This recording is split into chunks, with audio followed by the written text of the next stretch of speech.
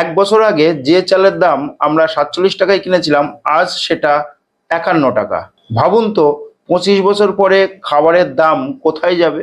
আজ আমার পরিবারে খাবারের খরচ প্রতিদিন 500 টাকা এবং বছরে 1,80,000 টাকা।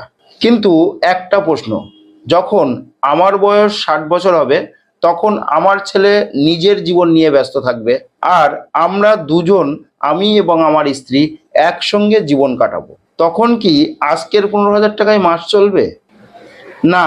যদি এইভাবে জিনিসপত্রের দাম বাড়তে থাকে, তাহলে 25 বছর পরে দুজন মানুষের খাবারের খরচই প্রতি মাসে প্রায় 50 থেকে 60,000 টাকা লাগবে।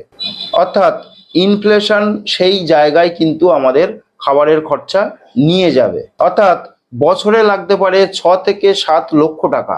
আর যদি 60 থেকে 80 বছর পর্যন্ত, অর্থাৎ পরবর্তী 20 বছর বাঁচি, তাহলে শুধু খাবার খরচের জন্যই প্রয়োজন হতে পারে কোটি টাকার ফান্ড। তাই শুধু আজকের কথা ভাবলে হবে না, ভাবতে হবে ভবিষ্যতের কথা।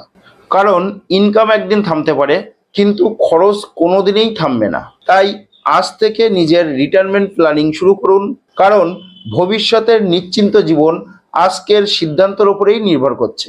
তাই শুধু টাকা রোজগার করলে চলবে না, ভবিষ্যতের জন্য প্রপার ফিনান্সিয়াল প্ল্যানিং দরকার।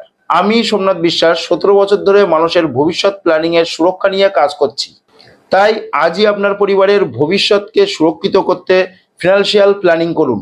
বিস্তারিত জানতে ফোন করুন 9330448228, নিচে দেওয়া এই ফোন নম্বরে।